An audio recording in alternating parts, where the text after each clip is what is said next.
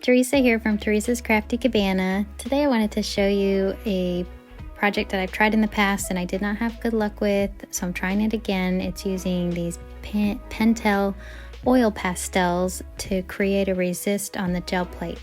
So I have two different kinds of oil pastels, but I'm only going to use the Pentel ones today.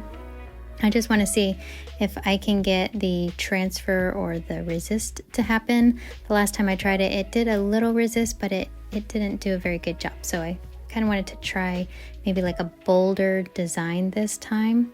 So for this idea, I knew I wasn't going to be able to draw super straight lines without any help. So I just used this nice easy looking stamp that I could just trace over. So here I'm just using I think it's like a hexagon stamp, and gonna use some of my VersaFine Onyx black ink.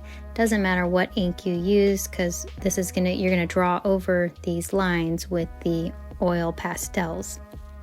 And so just like, I don't know if you're familiar with gel printing and the magazine textures that people are able to like pull away to create like magazine prints, and then you can do some really cool painting behind the magazines. So this is kind of a similar idea where you can put paint on your gel plate, use this after you use your oil pastels on, like you pull away the paint, and it will pull away all of the paint except where the oil pastels are. So it resists picking up the ink or the paint. So then you have that design left behind. The paper will remove all the rest of the paint on the ink, and then you can kind of put different colors behind it and, you know, create a really fun looking print this way. So as I was creating my design here, I didn't want to fill the whole thing in, so I just kind of went with this kind of a more abstract design so I could have some open spaces. And for my oil pastel, so these are not very sharp, but if you kind of turn your oil pastel on the corner, you can kind of get a sharper line. So as I was going, I was just kind of spinning my oil pastel, trying to get it as sharp as possible, I guess. It doesn't have to be perfect. Actually, that's kind of what I liked about this is my lines could be a little bit blobby or more, I guess, artistic looking than just straight printer lines. So I liked that, and I didn't get adventurous on this one, but I could totally see like putting dots inside or some lines and creating like different textures inside each of those honeycombs, and then have those be resisted as well. So I might try that with my other oil pastels, try something a little more edgy. I don't know, but for now I wanted to just see if this simple line drawing would do what I was hoping it would. So after I finish coloring in all of these little pieces, I will let you know what happens next. So here's some music.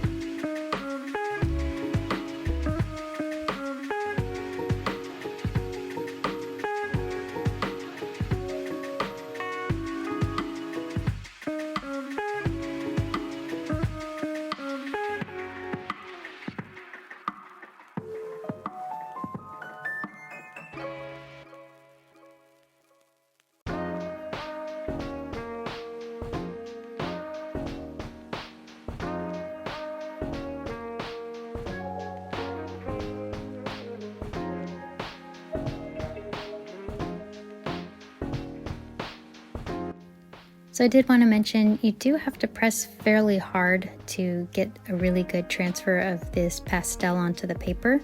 So it is something that, you know, your hand can get kind of tired doing this. So it does, just be careful when you're doing it and maybe take some breaks in between. So here I'm putting some acrylic paint on the gel plate. I'm using my 8x10 gel plate, and this is Master's Touch. I just got a set of these. I think it was like a set of 36 paints, and they have a lot of great colors and they all work really nice together. I will say the thing I've noticed about these paints in particular is they are very shiny paints, gloss, I guess high gloss, not a matte finish. So I'm taking my honeycomb pastel, I guess resist piece, and you just put it on. This is real time, so I just rubbed it on pretty quickly. Again, I'm just removing the paint from the plate and I'm letting the oil pastel resist the design. And you want to make sure you have a fairly thin layer when you do this oil resist type thing. If it's too thick, it may just mess up the whole design. So it has to be fairly thin. So now I'm going in with some of the colors from that set and just gonna kind of use my 2-inch roller brayer and just kind of make some fun texture with like looking like paint strokes, but blending out the colors, but not doing like an ombre. So it'll just be a fun, colorful print.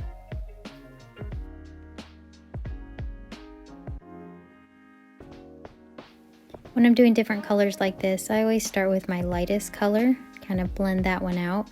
That's going to be your most pure color, and then the rest of the colors, without cleaning off my brayer, I try to go into the next color that kind of works well with the previous color.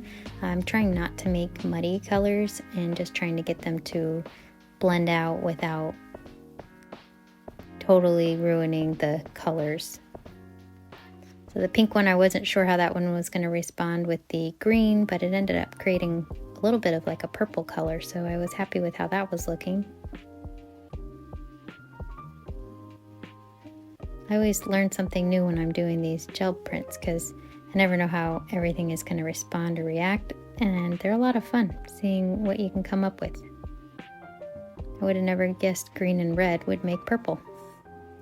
It is more of like a bluish green, so it's probably why it's more like a purple.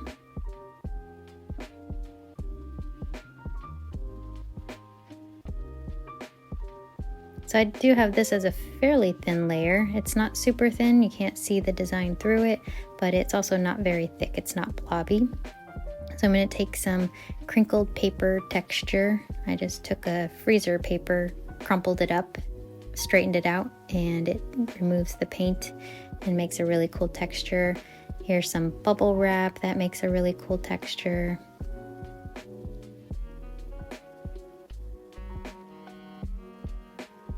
And then I'm ready to pull my print. I am working in real time here, so I'm ready to put my paper on before that paint is going to dry. This little tool that I'm using, I made this, I'll link the video to it, but it's my Gelli print placement tool that helps me line up my paper so that they're straight and I don't get them all wonky when I'm trying to put my paper over my plate. So at this point, you do want to let your paint dry to your paper for at least a minute, and then you can come back and do your pull and reveal the print.